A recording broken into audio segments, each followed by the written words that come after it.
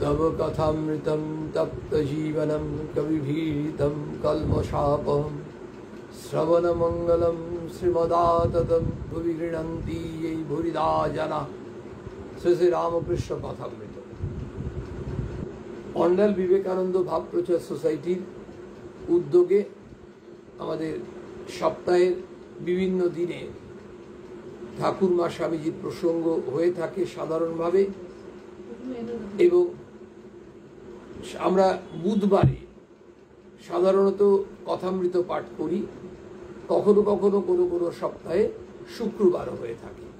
আজকে আমরা কথামৃত পাঠ করব, অর্থাৎ ঠাকুরের শ্রীমুখ নিঃসৃত অমৃত বাণী শুনব। ঠাকুর বলছেন, তাকে কে জানবে? তাকে কে জানবে মানে ঈশ্বরকে। ঈশ্বরকে কে জানবে? ঈশ্বরকে জানা তো ঠাকুর নিজেই বলছেন সহজ ব্যাপার নয়। ভগবানকে জানা আমাদের সাধারণ জীবের কম্য নয়। বলছেন, ঠাকুর নিজে বলছেন, আমি জানবার চেষ্টাও করি না, আমি কেবল মা বলে ডাকি। শ্রীরামকৃষ্ণের জীবনী পড়লে আমরা দেখতে পাচ্ছি ঠাকুর একেবারে মা ময় হয়ে আছেন। যেমন আমরা দেখতে পাচ্ছি কথামৃতকার মাস্টারমশাই একেবারে রামকৃষ্ণময় হয়ে আছেন।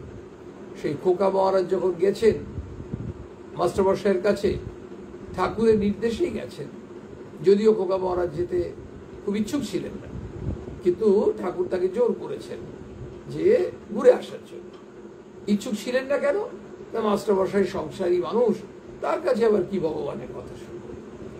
মাস্টারমশাইয়ের কাছে গিয়ে খোকা মহারাজ সেটা বলেওছেন, অকপট সরল তো মাস্টারমশাই সেটাকে অ্যাপ্রিসিয়েট করছেন যে ঠিক, কিন্তু আমি তো নিজে কিছু জানি না।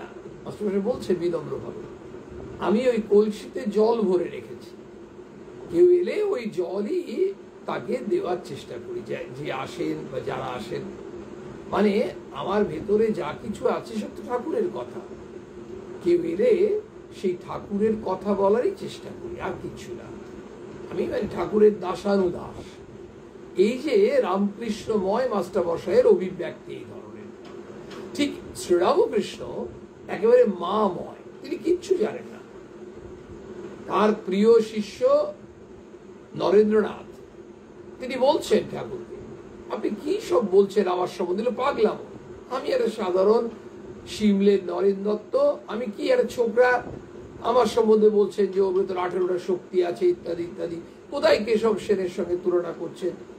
তখন ঠাকুর বলছেন, দেখ, আমি কিন্তু এসব কিছু বলছি, আমাকে মা যা বলাচ্ছেন তাই বলছি, এগুলো আমার কথা নয়, তুই বিশ্বাস কর।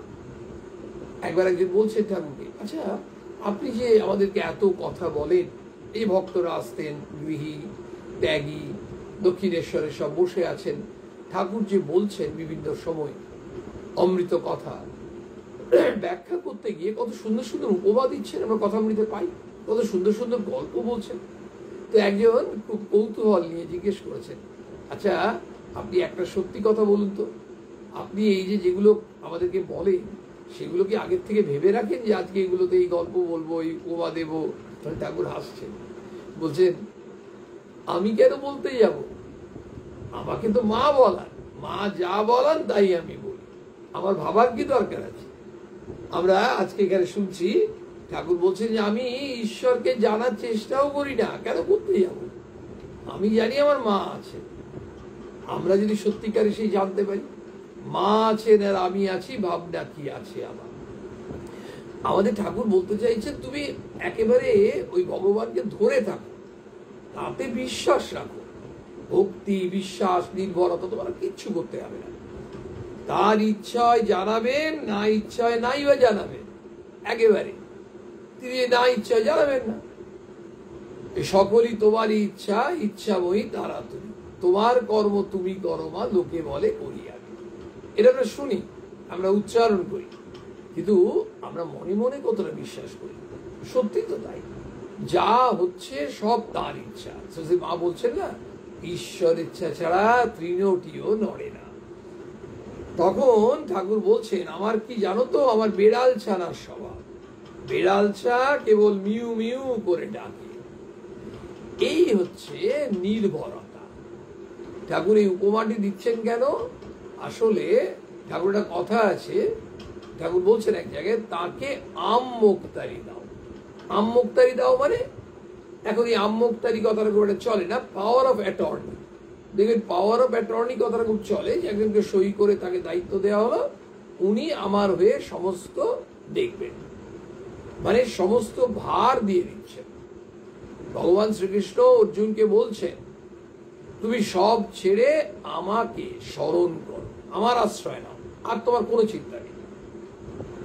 বলছেন ভগবান শ্রীকৃষ্ণ বলছেন কি তাই, যোগ সেবং বাহাম্মহ, মানে কি, যে যার বস্তুটা নেই সেই বস্তুটা আমি যোগ করে দেব, আবার যেটা তার আছে সেটা যাতে ধ্বংস না হয়ে যায়, বিনষ্ট না হয়ে যায়, সেটা আমি রক্ষা করব।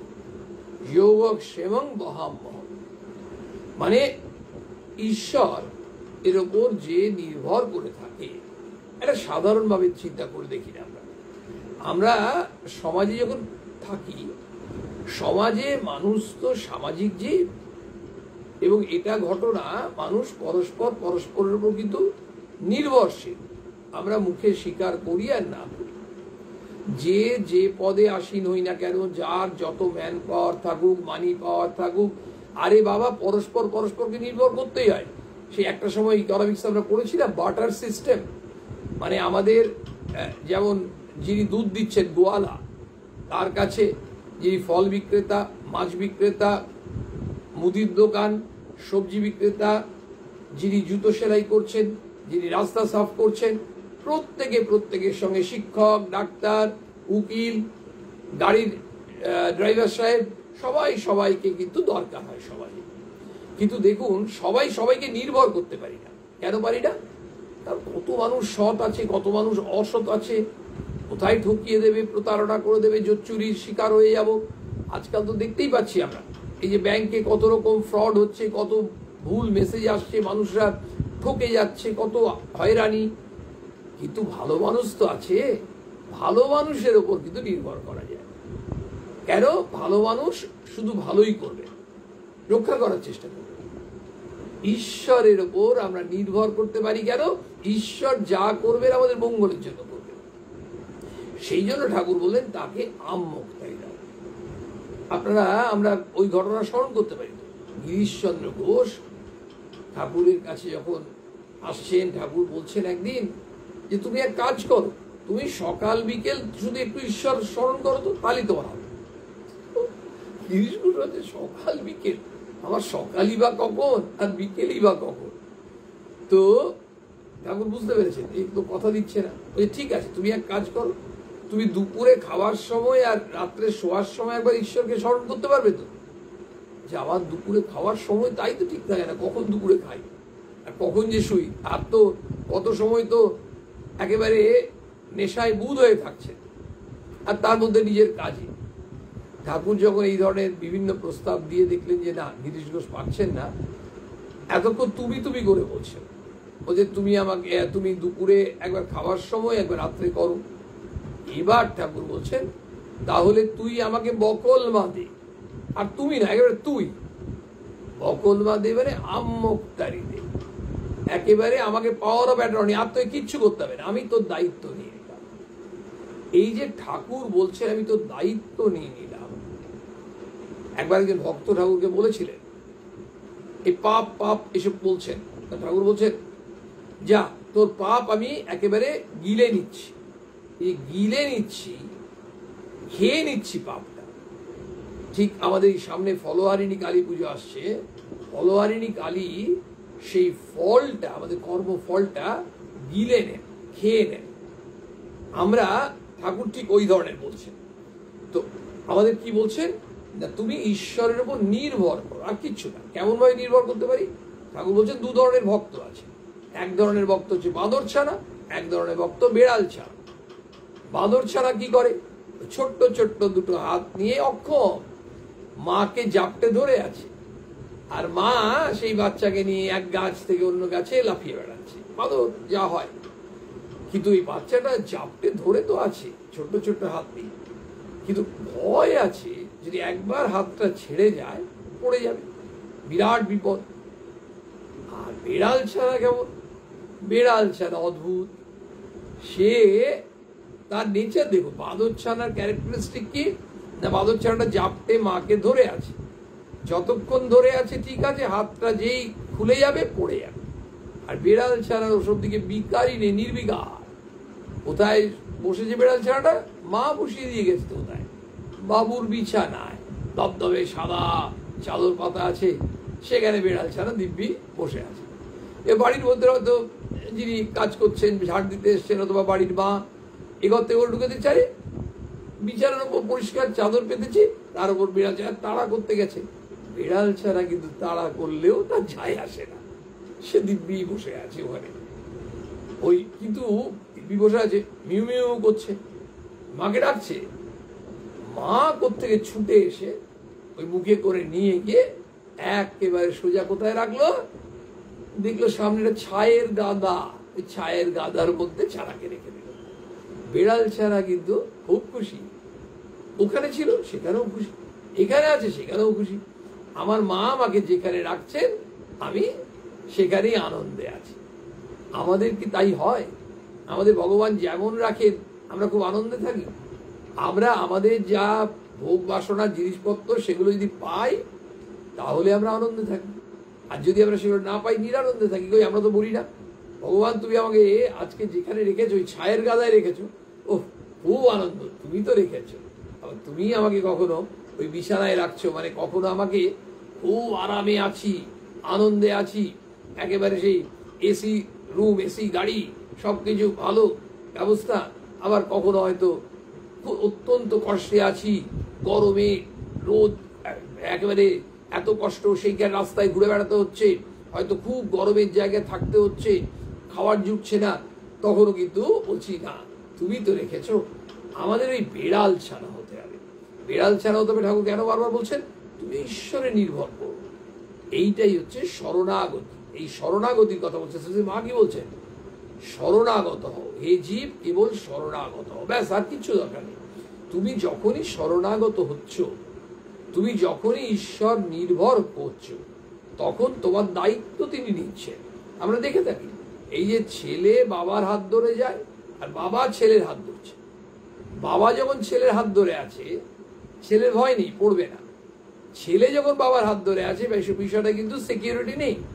সেই জন্য ঠাকুর বললেন বিড়াল ছানা কেবল মিউ মিউ করে ডাকে কি, তারপর মা যেখানে রাখে, কখনো হেসেলে রাখছে, কখনো বাবুদের বিছানায়, ওই যে কখনো বিছানায় রাখছে, কখনো ছায়ের গাদায়, কখনো হেসেলে, কিন্তু বিড়াল ছানা কি সে জানে আমার মা রেখে দিয়ে গেছে। ছোট ছেলে মাকে চায়, মার কত ঐশ্বর্য সে জানে না। দেখুন ভগবান শ্রীরামকৃষ্ণদেব ছোট্ট ছোট্ট কথার মধ্যে আমাদেরকে কত সুন্দর করে ব্যবহারিক জীবনে কিভাবে চলতে হবে সেদিনই বুঝিয়ে দিচ্ছেন। আমরা নির্বোধ, অথবা আমরা অর্বাচীন, অথবা আমরা এমন একগুঁয়ে যে আমরা বুঝতে চাইছি না। যারা বুঝতে চাইছে তারা কত আনন্দে শান্তিতে আছে বলুন তো। ঠাকুর বলছেন যে আমরা ছোট ছেলে, মানে মায়ের যেমন গর্ভধারিণী মায়ের কাছে দেখবেন তার ছেলে 60 বছর বয়স হয়ে গেলেও মায়ের কাছে সেই ছোট্ট খোকাটাই, বড় হয় না। তো ছেলে কি করে, ছেলে কিন্তু মাকে চায়।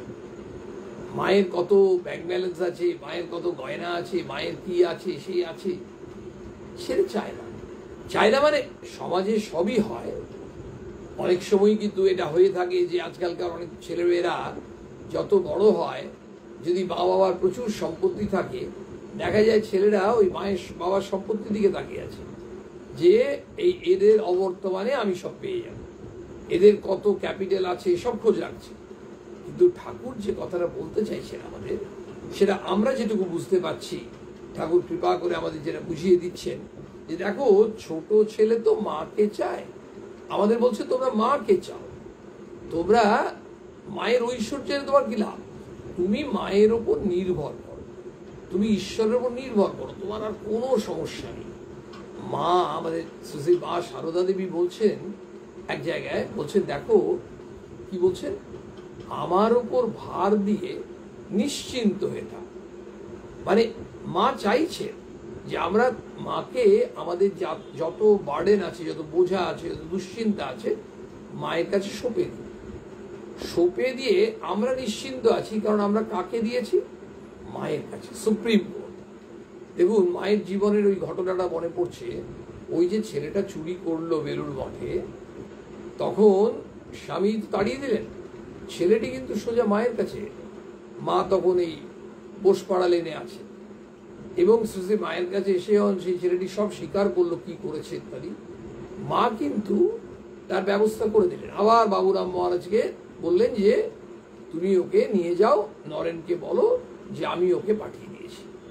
তাহলে এই যে মায়ের কাছে সে সারেন্ডার করেছিল ওই বৃত্তটি, the best decision he has taken, এটা তো আমরা বুঝতে পারছি। ওই মায়ের কাছে যেই সারেন্ডার করছে, অর্থাৎ আমরা যখন ঈশ্বরের কাছে সারেন্ডার, আমরা ভুল করি, অন্যায় করি, তাও আমরা ভগবানের কাছে বলবো। আমরা ভালো কাজ করছি, তাও তো ভগবান। এই যে তার কাছে, তিনি তো সবই জানেন, অন্তর্যামী। আমাদের এখানে তার সঙ্গে তো হাইড অ্যান্ড সিক খেলার ব্যাপার নয়, লুকোচুরি খেলার ব্যাপার নয়। তিনি সব জানেন একেবারে। ঠাকুরের ভাষায় ওই আলমারি যে কাচের যখন থাকে, তখন সে কাছের ভেতর দিয়ে সব পরিষ্কার দেখা যায়। আমাদের অন্তর তো ভগবান পড়তে পারছেন। তো বলছেন যে দেখো মার কত ঐশ্বর্য সে জানে না, জানতে চায়ও না।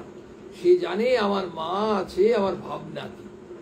সব থেকে বড় কথা, এটা খুব ইন্টারেস্টিং জিনিস ঠাকুর বলছেন, এই যে জায়গাটা আমাদেরকে গভীরভাবে বোঝাতে চাইছেন, আমরা তো ভাবনা নিয়েই আছি। আমাদের আজকে এত যে মেন্টাল অ্যাংজাইটিস, ওরিজ বেড়েছে, স্ট্রেস, স্ট্রেন, আমাদের হাইপার টেনশন, এই ব্লাড সুগার, এত রকম রোগ। ডাক্তারবাবুদের একটাই কথা, আরে আপনারা অনেক বেশি মানসিকভাবে দুশ্চিন্তাগ্রস্ত, তার জন্য হচ্ছে। এত বেশি স্ট্রেস নিচ্ছেন কেন, এত স্ট্রেন নিচ্ছেন কেন? আর নিচ্ছেন কেন বললে তো হবে না, আমরা তো দেবই। আমাদের টাকার দরকার আছে, আমাদের আরো চাই আছে। মা সেদিন বললেন যে ভার দিয়ে নিশ্চিন্ত। আবার মা আমাদের প্রার্থনা শেখাচ্ছে, নির্বাসনা। তুমি এত বাসনা কামনার আগুনে পুড়ছো, তুমি কেন চাইছো? তোমাকে ভগবান যে দিচ্ছে, তুমি একটু সন্তুষ্ট থাকো। এইভাবে আমাদেরকে মা তৈরি করছে এবং বলছেন তারপর তোমার কোনো চিন্তা নেই, আমি আছি তো। মা বলছে না, বিধির সাধ্য নেই আমার সন্তানকে রসাতলে নিয়ে যায়, একেবারে পরিষ্কার কথা। তো বলছেন চাকরানির ছেলেও জানে আমার মা আছে। ঠাকুর সুন্দর বলছেন, বাবুর ছেলের সঙ্গে যদি ঝগড়া হয়, তা বলে আমি মাকে বলে দেব আমার মা আছে। মানে একজন বাড়িতে কাজ করে মেয়েটি, চাকরানি বা ঝি, তার ছেলে হয়তো ওই বাড়ির বাবু, যে বাবুর বাড়িতে ওই চাকরানি কাজ করছে, সে বাবুর ছেলের সঙ্গে চাকরানির ছেলের ঝগড়া ভাবা যায়? বাবুর ছেলে, বাবু তো মালিক, তো সে তো কত রকম শাস্তি দিয়ে দেবে, হয়তো সেই চাকরানির চাকরি চলে যাবে। কিন্তু চাকরানির ছেলে ওসব বোঝে না, ছোট ছেলে। ও বলছে তুমি যে ঝগড়া করছো না, আমি আমার মাকে বলে দেবো। ওই যে মাকে বলে দেব, তার মানে এমন এক শক্তি আছে যেখানে আমি তার আশ্রয়ে আছি। তুমি নিজেকে বড় কিছু ভেবো না। ওই ছেলেটা জানে আমার মায়ের বাড়িতে কাজ করে, আর এই ছেলেটা যার সঙ্গে ঝগড়া করছি, সে এই বাড়ির মনিবের ছেলে, তাদেরই আমরা আশ্রয়ে আছি। কিন্তু তার মনে মনে একটা বিরাট শক্তি। কি শক্তি? এই মাতৃশক্তি। ওই ষোড়শী পূজা যে ফলোয়ারি কালী পুজোর দিন হলো, মাতৃশক্তি জাগ্রত হলো। আমাদের শ্রী মা সারদা দেবী তখন বিশ্বজনীন মা হয়ে উঠলেন। ঠাকুর সে বিশ্বজনীন মাতে যেন রূপান্তরিত করলেন। এবং এই ষোড়শী পূজার পর থেকেই তারপর মা এই নিজেই বলছেন আমি সকলের মা। মা রামকৃষ্ণ সংঘকে পরিচালনা করলেন, পালনকারিণী, সংঘ জননী হয়ে উঠলেন, আমাদের সকলের মা, ইতর জীবজন্তুর মা, সব্বার। এবং মা সকলের দায়িত্ব নিচ্ছেন। এই যে দায়িত্ব নিচ্ছেন, সেই দায়িত্বটা কখন? যখন আমরা সেই মায়ের কাছে সেইভাবে বলতে পারবো। কি বলতে পারবো? আমার মা আছে, চাকরানির ছেলেটা সে কিন্তু আর্থিক দিক দিয়ে খুব গরিব, সব হতে পারে, কিন্তু বাবুর ছেলের সঙ্গে ঝগড়া যখন হচ্ছে তখন বলছে আমি মাকে বলে দেব আমার মা আছে। আমার মনে হচ্ছে একটা কথা আমাদের মা জগৎজননী যে বলছেন না, মনে ভাববে আর কেউ না থাক আমার একজন মা আছে, এই কথাটা উচ্চারণের সঙ্গে সঙ্গে আমরা যদি কয়েকবার মনে মনে উচ্চারণ করি না, আমরা অদ্ভুতভাবে মনে একটা শক্তি পাই। এটা আপনারা নিশ্চয়ই মানে আমার সঙ্গে একমত হবেন, আমার এটা মনে হয়।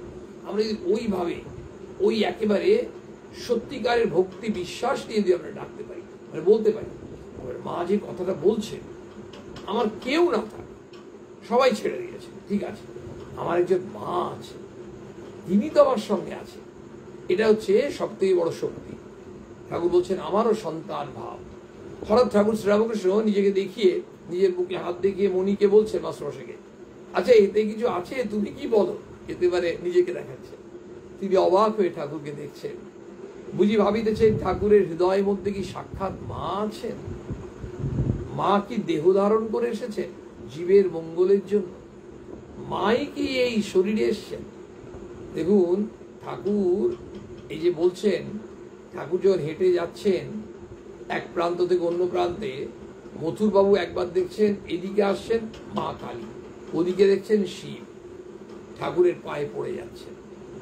আবার ঠাকুর নিজেই বলছে, মা যেদিন ঠাকুরের পা টিপছেন জিজ্ঞেস করছেন কি বলে মনে হয়, ঠাকুর বললেন না যে মা মন্দিরে আছেন, যে মা এই শরীরের জন্ম দিয়েছেন, আর যিনি পদসেবা করছেন সবাই এক।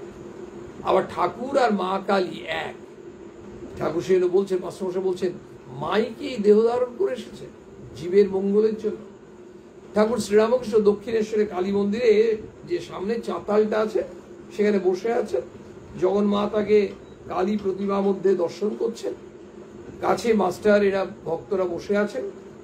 26শে সেপ্টেম্বর 1883 ভাদ্র কৃষ্ণা দশমী বিকেল বেলা। কিছুক্ষণ আগে ঠাকুর বলেছিলেন, কি বলেছিলেন, ঈশ্বরের সম্বন্ধে কিছু হিসেব করবার জন্য নেই। একটু শুনলাম না, তাকে কি জানা যায়, তাকে জানাও তো সহজ নয়। ঈশ্বরের সম্বন্ধে কিছু হিসেব করবার জন্য নেই, কেন নেই, বলছে তার অনন্ত ঐশ্বর্য। দেখুন ভগবান এই অনন্ত ঐশ্বর্য, সেখানে সাধারণ জীব ভগবানকে বুঝবে কি করে। স্বামী যোগানন্দজি মহারাজকে স্বামী বিবেকানন্দ বলেছিলেন 1 মে 1897 মিটিংটার পরে, বললেন ওরে তোরা ঠাকুরকে ওই তোদের ছোট্ট গণ্ডির মধ্যে বেঁধে রাখতে চাস, অনন্ত ভাবময় শ্রীরামকৃষ্ণ, তোদের এই গণ্ডি ভেঙে না ঠাকুরের ভাব আমি পৃথিবীময় ছড়িয়ে দেব। একেবারে খুব ক্যাটেগরিক্যালি বলছে যে ঠাকুর ওইটুকু নয়। আর দেখুন স্বামী যোগানন্দ মহারাজ তো স্বামীজির গুরু ভাই, তারা অনেকেই স্বামীজিকে মিসআন্ডারস্ট্যান্ড করেছিলেন। তারা ভেবেছিলেন যে স্বামীজি বোধহয় অন্য বিদেশি সিস্টেমে কাজ করছেন, ঠাকুরের ভাবটা ঠিক ঠিক প্রচার করছেন না। স্বামীজি বুঝিয়ে দিলেন ঠাকুরের ভাব মানে ওই পুজো আর্চা করা আর জপ করা, ধূপ দেওয়া, প্রদীপ দেওয়া নয়। একটা চিঠিতে লিখছেন গুরু ভাইকে যে ওই ঘন্টা বন্টাগুলো গঙ্গার জলে ফেলে দিয়ে আয়। আসল কাজ কি, আসল কাজ হচ্ছে ঠাকুর যেটা আমাদের মঙ্গলের জন্য বলে গেছেন সেই ভাবটাকে বিশ্বময় ছড়িয়ে দেওয়া। মানে কি, মানুষটাকে ছড়ানো নয়, মানুষের ভাবটাকে ছড়ানো। তারপর বলছেন মানুষ মুখে কি বলবে। একটা পিঁপড়ে, একটা খুব সুন্দর ঠাকুর কথা বলছেন, একটা পিঁপড়ে চিনির পাহাড়ের কাছে গেছে, একদানা চিনি খেলে তার পেট ভরে গেল, তখন সে ভাবছে এবার এসে সব পাহাড়টা গর্তের ভেতর নিয়ে যাব। এটা পারবে পিঁপড়েটা? পারবে? পারবে না তো। আমাদেরও তাই অবস্থা। মানে একটা চিনির পাহাড় যেমন তার একটা দানা পিঁপড়েটা নিল, নিয়ে ভাবছে আহা আমার পেট ভরে গেল, এবার কালকে আসবো, এসে না এবার সব পাহাড়টা গিয়ে ওই আমাদের গর্তে নিয়ে চলে যাবে। পারবে? পারবে না তো। আমরা সাধারণ জীব, ঈশ্বরের অনন্ত ঈশ্বর, যে আমরা কি বুঝবো, কিছুই বুঝতে, আমরা বুঝতে যাওয়াটাই আমাদের নিরর্থক। ঠাকুর স্বয়ং বলছে আমার কি দরকার, মা যা বোঝাবেন, যতটুকু বোঝাবেন ততটাই বুঝবো। আমরা সাধারণ মানুষ, আমরা আমটা খাবো, আরে আমের কতগুলো গাছ আছে, কতগুলো পাতা আছে, ওই অঙ্ক করে আমাদের কি লাভ? আমরা যতক্ষণ পারছি এই যে ভগবানের কথা শুনছি, এই রসটা নেওয়ার চেষ্টা করব, আর নিয়ে আমাদের জীবনে যেটুকু পারি ন্যূনতম হলেও যদি আমরা আমাদের জীবনে, দৈনন্দিন জীবনে, প্রাত্যহিক জীবনে, ব্যবহারিক জীবনে এগুলো প্রয়োগ করতে পারি। শ্রী মা বললেন, বাবা সন্তোষের সমান ধন নেই। শুধু এইটা সারাটা জীবন যদি আমরা মায়ের এই অমৃত বাণীটা আমাদের জীবনের মন্ত্র করতে পারি, আমাদের জীবনের অর্ধেক কেন 90% টেনশন চলে যাবে। কারণ সন্তুষ্ট, যা জুটছে, হ্যাঁ ঠিক আছে, ও অনেক পেয়েছে, ভগবান অনেক দিয়েছে, কৃপা করে, কত মানুষ আরো কত কষ্ট পাচ্ছে। এই ভাবনাগুলো যত ডেভেলপ করবে তত তো আমাদের জীবনে শান্তি আসবে। শান্তিটা কোথায় উড়ে চলে আসবে? এমনকি যে শান্তির জল ছেটালাম কয়েকবার করে, নারায়ণের পুজো করালাম, যজ্ঞ করালাম, তাহলে শান্তি চলে আসবে? ওং শান্তি করলে এবার শান্তি আসে না। শান্তির জন্য তো আমাদের ঠাকুরমা স্বামীজি পথ দেখিয়েছে। তো ঠাকুর এই কথাটা বললেন, তারপর কি বলছেন, তাকে কি বোঝা যায়? তাই আমার বেড়ালের ছানার ভাব মা যেখানে রেখে দেয়, একদম মা যেখানে রেখে দেবে সেখানেই আমি থাকবো। মানে অর্থাৎ কি, সাবমিশন, কমপ্লিট সারেন্ডার, সম্পূর্ণ শরণাগতি। রাজা মহারাজের এই শরণাগতির কথাটা মনে পড়ছে। রাজা মহারাজ বলছেন, শরণাগতি বলতে কি জানো?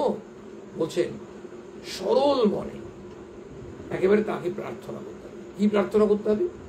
হে প্রভু, আমি তোমার আশ্রিত, আমি ভালো মন্দ কিছু জানি না, আমার যা অভাব তুমি তা পূরণ করো, যে রাস্তায় চললে আমার কল্যাণ হবে সেই রাস্তায় নিয়ে চলো, তোমার স্মরণ মনন করার শক্তি দাও। দেখুন, সরল মনে যদি আমরা ভগবানের কাছে প্রার্থনা করতে পারি, আমি তোমার আশ্রিত, আমি ভালো মন্দ কিছু জানি না, আমাকে স্বীকার করতে হবে, সত্যি তো জানি না। আমরা নিজেরা ভাবি এটা হলে ভালো হতো, এটা হলে যে ভালো হতো সেটা তো আমার বোঝার ক্ষমতা নেই। কিন্তু আমরা কেন লোকের কাছে ছোট হব? আমার বোঝার ক্ষমতা নেই, আমার এত ডিগ্রি আছে, এত শিক্ষিত মানুষ, কি উল্টো পাল্টা কথা বলছে। সেই ব্রহ্মানন্দজি মহারাজ কিন্তু আমাদেরকে বলছে কি প্রার্থনা করতে, যে রাস্তায় চললে আমার কল্যাণ হবে সেটা তুমি জানো ঠাকুর, তুমি আমায় সেই রাস্তায় নিয়ে চলো। শুধু এই করো যে তোমার যেন স্মরণ মনন করতে পারি। ঠাকুর বললেন, আমার কি স্বভাব? বলছেন, আমার বেড়ালের ছানার ভাব মা যেখানে রেখে দেয়, আমি কিছু জানি না। ছোট ছেলে মার কত ঐশ্বর্যতা জানে না।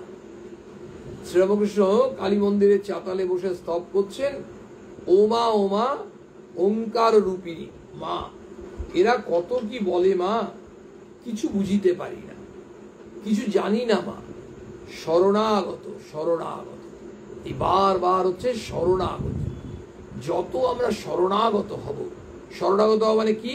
একটু আগে আমরা রাজা মহারাজকে শুনলাম, শরণাগত মানে ওইটা যে আমি তোমার কাছে সম্পূর্ণরূপে বলছি, তুমি আমাকে চালনা করো, তুমি যেভাবে চালনা করবে সেটাই জানবো আমার ভালো, কারণ আমি যেহেতু জানি না। এইটা হচ্ছে শরণাগত। এই ভাবটা আমার আসবে কখন? আমার আপনার যত ওই কাঁচা আমিটা কমবে। কারণ আমাদের অহং বোধের জন্য আমরা শরণাগত হতে পারি না। এই অহং বোধ কমা মানে শরণাগত হওয়ার যে আমাদের প্রবণতা সেটা বৃদ্ধি পায়। কারণ আমাদের এই অহংয়ের আঁশ এমনভাবে আছে, সেই অহংয়ের আঁশের জন্য আমরা এগোতে পারছি না। বলছেন, কেবল এই করো, ঠাকুর বলছেন, যেন তোমার শ্রীপাদ পদ্মে শুদ্ধা ভক্তি হয় মা। ব্যাস, আমাদের ওই প্রার্থনা, আমায় ভক্তি দাও, সত্যিকারের ভক্তি দাও, ওই রাগ ভক্তি, তোমাকে আর ভালোবাসতে পারি। ভালোবাসবো কেন? Love for the sake of love. সব জায়গায় ব্যবসা চলে না, দোকানদারি চলে না। আমরা দোকানদারি করতে করতে এমন হয়ে গেছে, ভগবানের সঙ্গে তো শর্ত করে দিচ্ছি, তুমি যদি আমার এই ইচ্ছেটা পূরণ করে দাও আমি তোমায় ভালোবাসবো, তোমাকে জন্য এই করে দেব। ভগবান কি ভক্ত মায়ের জন্য একটা বেনারসি কাপড় নিয়ে আসবে তার জন্য মা বসে আছে? নিশ্চয়ই না। আমরা নকুল দানা দিলাম না একটা বড় মিষ্টি দিলাম, ভগবান কিন্তু সেটা দেখেন না। ওই যে ভাবগ্রাহী জনার্দন, ভাব দেখেন, ভাব আমাদের মনের ভক্তির ভাবটা দেখেন। দেখবেন কি করে? তিনি তো বুঝতে পারবেন। যেমন লাই ডিটেক্টর দিয়ে মিথ্যেটা ডিটেক্ট করা যায়, তেমনি তিনি বুঝতে পারবেন যে আমাদের মধ্যে সত্যিকারের ভাব আছে কিনা। আর যেন তোমার ভুবন মোহিনী মায়ায় মুগ্ধ করো না মা, শরণাগত শরণাগত, বারবার বলছেন, শ্রী মাও বলছেন শরণাগত। আমরা ওই প্রার্থনা করি যাতে আমাদের মধ্যে সেই ভক্তি, বিশ্বাস, শরণাগতি আসে, শরণাগতি আসে। ওং নিরঞ্জনম নিত্যম অনন্ত রূপং ভক্তানুকম্পাধৃত বিগ্রহং বৈ ঈশাবতরং পরমেশ বিদ্যং রামকৃষ্ণং শিরসা নমামি।